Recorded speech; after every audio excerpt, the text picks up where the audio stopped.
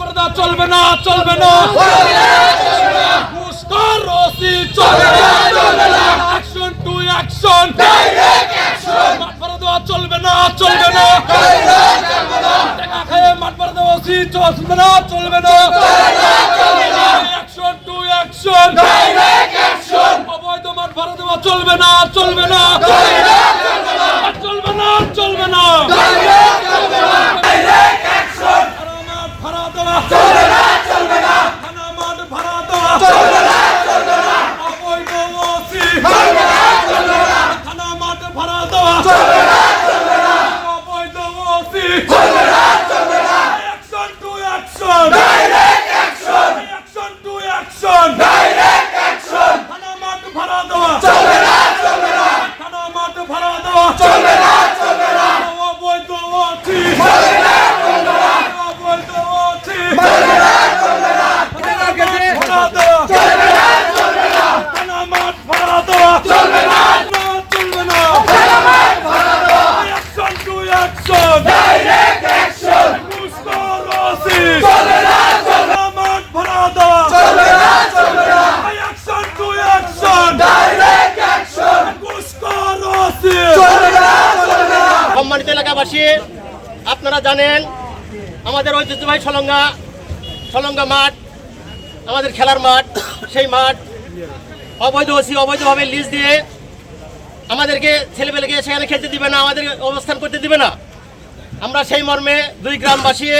এলাকাবাসী আমরা চাই এই মাঠ অবৈধ লিজ দেওয়া যাবে না এবং অবৈধ ওসির আমরা অপসারণ চাই। আমাদেরকে তিনি হুঁশিয়ারি দিয়েছেন আমরা যেন মাঠে প্রবেশ না করি, 10 মিনিটের জন্য আমাকে সরে যেতে হবে। আপনারা সবাই সোচ্চার থাকবেন, আমাদের খেলার মাঠ, আমাদের ছেলেমেলে খেলবে, আমরা সেখানে সবাই সোচ্চার থাকবো ইনশাল্লাহ। বিক্ষোভ মিছিল এটা আমাদের সরঙ্গা থানা মসজিদের সামনে একটা মাঠ আছে, হ্যাঁ, এই মাঠে ইতিপূর্বে ওই সরিষা ব্যবসায়ীরা সরিষা শুকায়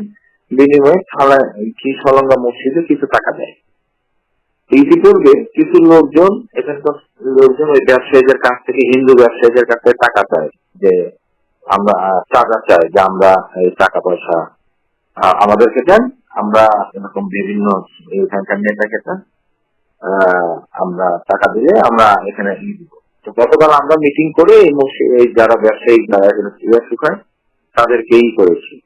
কি করে করে এই মসজিদটা 60,000 টাকা দিয়ে আমরা লিজ দিয়েছি, মানে শুকাবে বিনিময়ে মসজিদের উন্নয়ন কল্পে 60,000 টাকা। আজকে যখন এই শুকাচ্ছে তখন আমরা এখানে লোকজন আসছে, তখন বললাম ভাই এটা থানা মসজিদের জায়গা, এটা সরকারি জায়গা, থানা মসজিদ শুরু থেকে ওই জায়গাটা ভোগ করে এবং এটা থানা মসজিদের দখলে। তো এই মসজিদের উন্নয়ন কল্পে এটা এখানেই করা হবে, এটা প্রতি বছরই করে, এই বছর এটা দেওয়া, এইটা হলো তাদের এটা করতে দেওয়া হয় না কেন, এই জন্য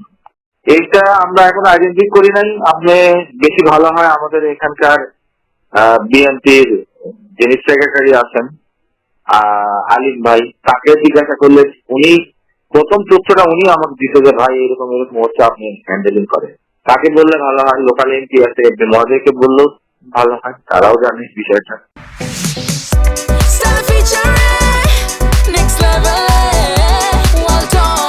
Side by side fridge.